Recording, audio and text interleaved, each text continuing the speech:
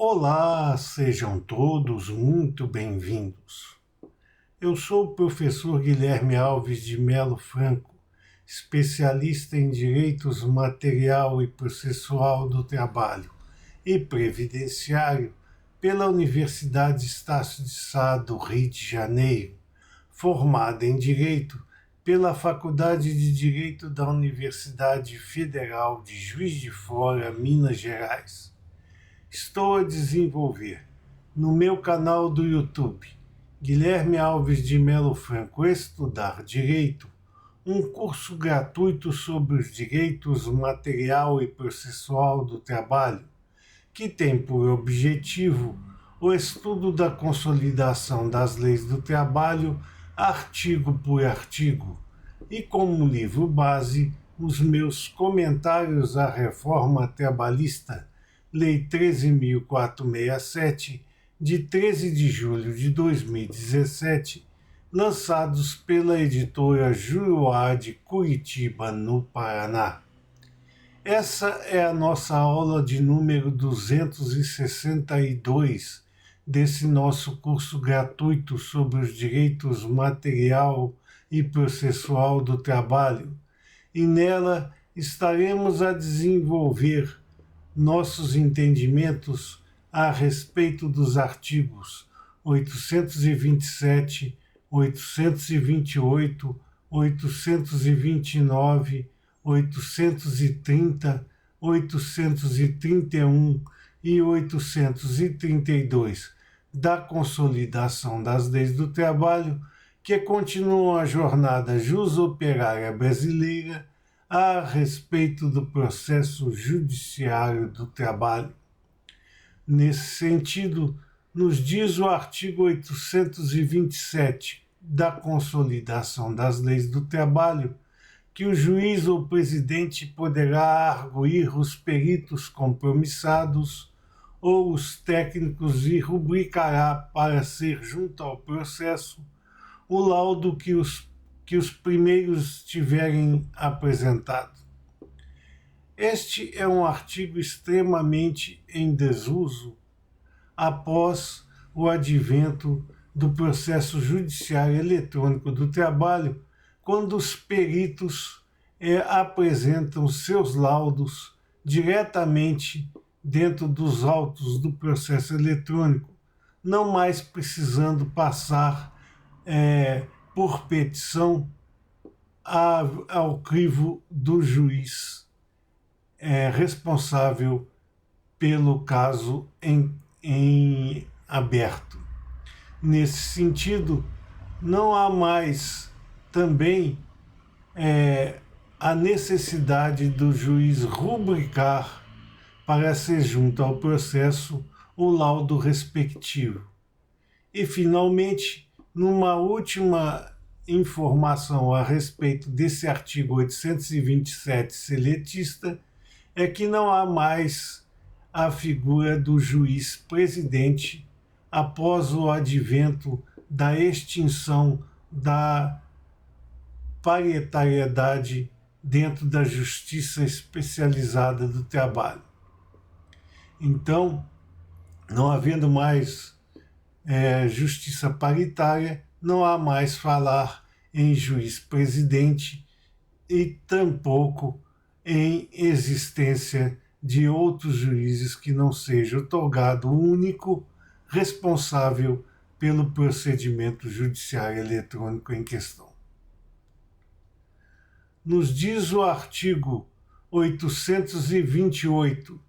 da Consolidação das Leis do Trabalho que toda testemunha, antes de prestar o compromisso legal, será qualificada indicando o nome, nacionalidade, profissão, idade, residência e, quando empregada, o tempo de serviço prestado ao empregador, ficando sujeita, em casos de falsidade, às leis penais. Portanto, toda testemunha, antes de prestar o compromisso legal, ou seja, antes de que ela seja considerada verdadeiramente uma testemunha, será qualificada indicando o nome, nacionalidade, profissão, idade, residência e, quando for uma empregada, o tempo de serviço prestado ao empregador, ficando sujeito, em caso de falsidade, às leis penais. Então, as informações equivocadas ou falsas serão punidas de acordo com as leis penais. Continua a nos dizer o artigo 828, seletista, dessa feita em seu parágrafo único, que os depoimentos das testemunhas serão resumidos, por ocasião da audiência, pelo secretário da Junta ou funcionário para esse fim designado, devendo a súmula ser assinada pelo presidente do tribunal e pelos depoentes. Aqui são várias observações. A primeira, que nós já fizemos nessa nossa aula de hoje, justamente quando analisamos o artigo 827 seletista, que não existe mais a composição paritária e, portanto, não há mais a figura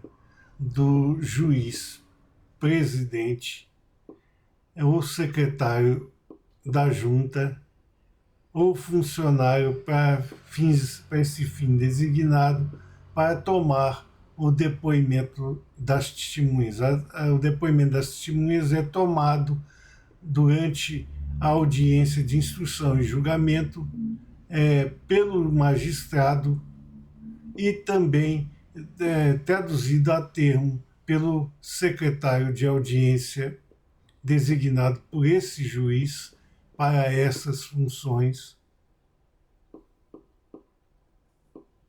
E não há mais também a figura do secretário de junta sendo o chefe, hoje denominado de chefe de secretaria. Então, os depoimentos das testemunhas serão resumidos na ata de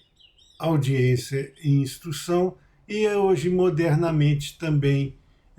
gravados em sua íntegra, podendo o juiz ou não retirar desse depoimento as partes que entender necessárias e importantes e fazer constar a termo na ata da audiência de instrução e julgamento.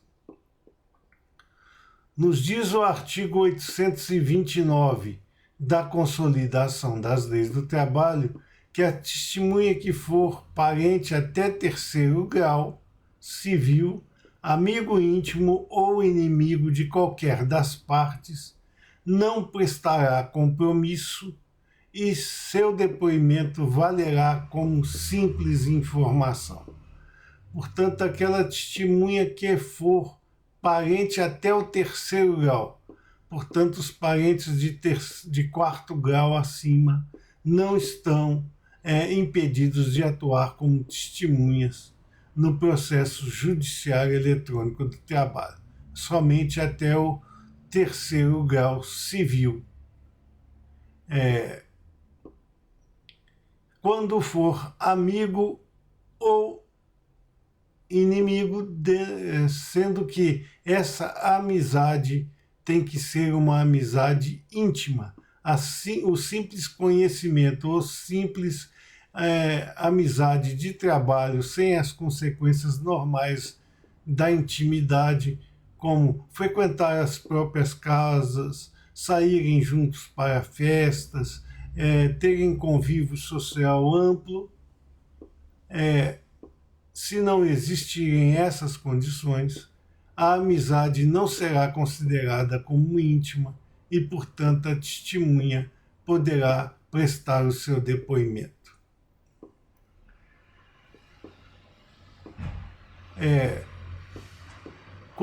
Antes de prestar o seu compromisso de testemunha e após ser qualificada na forma do caput do artigo 828, poderá a parte contrária à que trouxe a testemunha promover-lhe uma contradita explicando o motivo da sua irresignação quanto ao depoimento daquela testemunha e que poderá ou não ser atendida pelo magistrado na condução do processo judiciário do trabalho. Se a contradita for deferida, essa testemunha poderá ainda ser ouvida como um simples informante, sendo seu depoimento aquilatado, como também o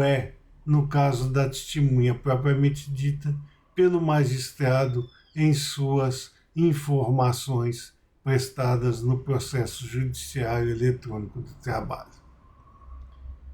Nos diz o artigo 830 da Consolidação das Leis do Trabalho que o documento em cópia oferecido para a prova poderá ser declarado autêntico pelo próprio advogado sob sua responsabilidade pessoal. Portanto, não existe mais aquela situação de que os documentos oferecidos à prova no processo judiciário eletrônico do trabalho tenham que ser munidos de autenticação cartorária, conferindo-se se o mesmo reflete o que se encontra no documento original. Hoje, a simples juntada do documento e a declaração do próprio advogado de que o mesmo se encontra de acordo com o original já serve como autenticidade do mesmo. Todavia, cabendo à parte contrária o direito de impugnar esse documento e comprovar a sua falsidade. E nesse sentido, a juntada desse documento falso sob os auspícios da responsabilidade pessoal do procurador que o trouxe aos autos. E, portanto, nesse sentido, é preciso que os procuradores tenham a acuidade no trato com a documentação para entender ou não se a mesma que está sendo juntada aos autos é verdadeira ou porta em si falsidade de alguma monta. Continua a nos dizer o artigo 830 da Consolidação das Leis do Trabalho, dessa feita em seu parágrafo único, que impugnada a autenticidade do documento, da cópia, a parte que a produziu será intimada para apresentar cópias devidamente autenticadas ou original, cabendo ao serventuário competente proceder à conferência e certificar a conformidade entre esses documentos. Portanto, quando for impugnada a autenticidade da cópia, o juiz determinará a parte que apresente o documento original à secretaria e o serventuário especificamente designado para esta situação, normalmente os chefes de secretaria, deverão conferir a autenticidade da cópia com o documento original e certificar nos autos tal conferência, dizendo se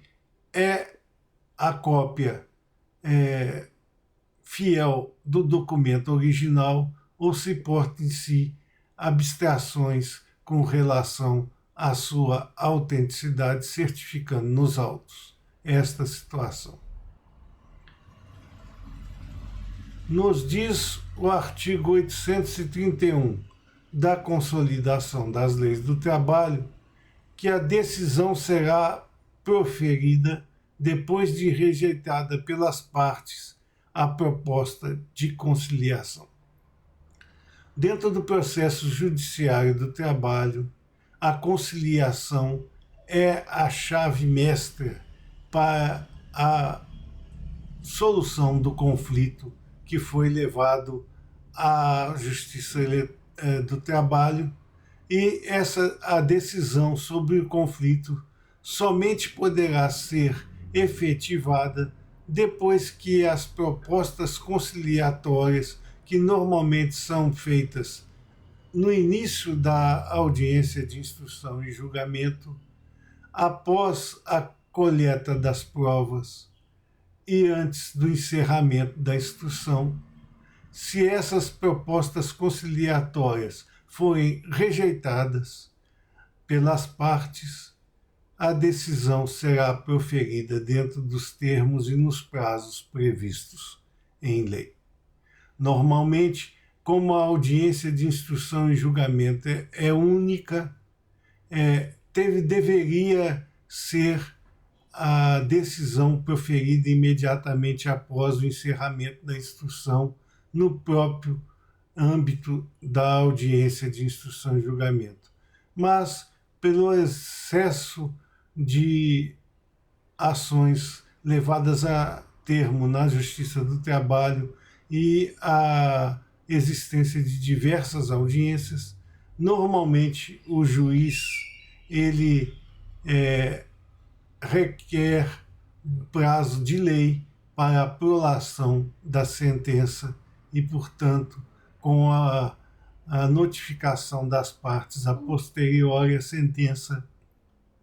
é definida dentro dos prazos de lei e não no âmbito da própria audiência de instrução e julgamento.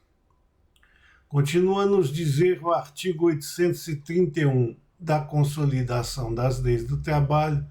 dessa feita em seu parágrafo único, que no caso de conciliação, o termo que for lavrado valerá como decisão irrecorrível, salvo para a Previdência Social, quanto às contribuições que lhe forem devidas. Portanto, o termo de conciliação homologado pelo magistrado dentro da audiência de instrução e julgamento é decisão irrecorrível, somente pode ser desconstituída por meio de ação rescisória e não por qualquer outra modalidade recursal, porque a decisão é irrecorrível antes de seu trânsito em julgado. Salvo para a Previdência Social, que, por óbvio, não é parte da lide e, portanto, terá a oportunidade de recorrer quanto às contribuições que lhe são devidas. Nos diz o artigo 832 da Consolidação das Leis do Trabalho que da decisão deverão constar o nome das partes, o resumo do pedido e da defesa, a apreciação das provas, os fundamentos da decisão e a respectiva conclusão. Portanto, é obrigatório que da sentença conste o nome das partes, o resumo do pedido e da defesa, que seria o relatório, a apreciação das provas, os fundamentos da decisão e a respectiva conclusão. Faltando uma dessas partes, um desses fascículos, a decisão não será considerada válida. Continua a nos dizer o artigo 832 da Consolidação das Leis do Trabalho, dessa feita quanto ao seu parágrafo 1º, quando a decisão concluir pela procedência do pedido, determinará o prazo e as condições para o seu cumprimento. Quando a decisão concluir pela procedência do pedido e não houver recurso sobre a mesma, par-se-á a fase executiva da mesma e determinando-se o prazo e as condições para o seu cumprimento. Em se tratando de obrigação de fazer, na própria sentença já deve vir o prazo e as condições para o seu cumprimento. Nos diz o artigo 832 da Consolidação das Leis do Trabalho, dessa feita em seu parágrafo 2º, que a decisão mencionará sempre as custas que deverão ser pagas pela parte vencida. Portanto, as custas são pagas pela parte vencida e a decisão apresentará sempre, ainda que por estimativa, as custas que devam ser pagas pela parte vencida. Portanto, a parte vencida pagará as custas que serão arbitradas pelo magistrado na prolação da sentença. Continua a nos dizer o artigo 832 da Consolidação das Leis do Trabalho, dessa feita em seu parágrafo 3º, que as decisões cognitivas ou homologatórias devem sempre indicar a natureza jurídica das parcelas constantes da condenação ou do acordo homologado, inclusive o limite da responsabilidade de cada parte para o recolhimento da contribuição previdenciária, se for o caso. Portanto, quando houver uma decisão homologatória de acordo ou de cognição, ela deverá sempre indicar a natureza jurídica das parcelas constantes da condenação ou do acordo. Normalmente o que o magistrado faz no sentido de designar as parcelas que estão sendo pagas através do acordo é solicitar às partes que estabeleçam quais são as parcelas integrantes daquele acordo para que haja incidência dos percalços previdenciários a respeito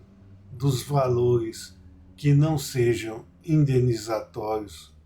na composição do acordo propriamente dito. Com relação à sentença, o juiz normalmente apresenta quais são as parcelas que não são indenizatórias e sobre as quais incidirá a presença previdenciária e fiscal a respeito das mesmas. Nos diz ainda o artigo 832, dessa feita em seu parágrafo 4º, que para fins do parágrafo 3º desse artigo, salvo na hipótese de o pedido da ação limitar-se expressamente ao reconhecimento de verba exclusivamente indenizatória, a parcela referente às verbas de natureza remuneratória não poderá ter como base de cálculo valor inferior, primeiro, ao salário mínimo para as competências que integram o vínculo empregatício reconhecido na decisão cognitiva homologatória ou a diferença entre a remuneração reconhecida como devida na decisão cognitiva homologatória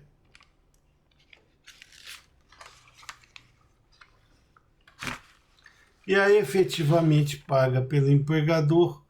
cujo valor total referente a cada competência não será inferior ao salário mínimo. Portanto, aqui nos diz o seguinte: para efeitos da incidência das parcelas previdenciárias sobre aquelas que estão abrangidas pelo acordo,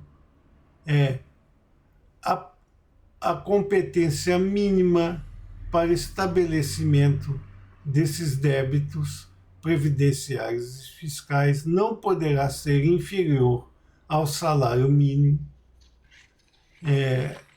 previsto pelo governo federal para o ano em curso.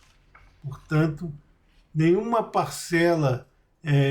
que não seja indenizatória poderá ser, para fins previdenciários e fiscais, inferior ao salário mínimo. Continua a nos dizer o parágrafo 3º-B deste artigo 832 da Consolidação das Leis do Trabalho, que caso haja piso salarial da categoria definido por acordo ou convenção coletiva de trabalho, o seu valor deverá ser utilizado como base de cálculo para os fins do parágrafo 3º-A desse artigo. Portanto, havendo piso salarial da categoria a qual pertence o trabalhador, este será a base de cálculo para os fins daquele composto que nós estudamos há pouco no parágrafo 3º-A do artigo 832 da Consolidação das Leis do Trabalho. Nos diz ainda o artigo 832 da Consolidação das Leis do Trabalho, dessa feita em seu parágrafo 4º, que a União será intimada das decisões homologatórias de acordo que contenham parcela indenizatória na forma do artigo 20 da Lei 11.033, de 21 de dezembro de 2004, facultada a interposição de recurso relativo aos tributos que lhe forem devidos. Portanto, haverá a intimação da União, desde que os valores sejam acima daqueles previstos para esse ato, será a União intimada da decisão homologatória de acordo, desde que contenham parcelas indenizatórias, na forma do artigo 29 da Lei 11.033, de 21 de dezembro de 2004, facultada à União a interposição de recurso relativo aos tributos que lhe forem devidos. Portanto, assim como a Previdência Social tem direito de recorrer das contribuições que lhe são devidas, dos valores que foram atingidos nas contribuições que lhe forem devidas através do acordo, a União também poderá recorrer das parcelas fiscais que lhe couberem para discutir tais valores incertos nas mesmas. Continua a nos dizer o artigo 832 da Consolidação das Leis do Trabalho, dessa feita em seu parágrafo 5º, que a intimação da sentença da União, a União poderá interpor recurso relativo à discriminação de que trata o parágrafo 3º desse artigo. Portanto, intimada da sentença, a União poderá promover recurso para discutir a discriminação das parcelas de que trata o parágrafo 3º desse artigo, podendo não concordar com as mesmas e promover o recurso necessário para que o tribunal possa reconsiderar esta discriminação na forma da lei. Continua a nos informar o artigo 832 da Consolidação das Leis do Trabalho, dessa feita em seu parágrafo 6º, que o acordo celebrado após o trânsito em julgado da sentença ou após a elaboração dos cálculos de liquidação de sentença não prejudicará os créditos da União. portanto, o acordo celebrado, mesmo que seja após o trânsito em julgado da sentença ou após a elaboração dos cálculos de liquidação da mesma, não prejudicará os créditos da União, portanto, não poderá haver redução de tais créditos na celebração de quaisquer acordos entre as partes litigantes, garantindo, portanto, à União a totalidade de seus créditos.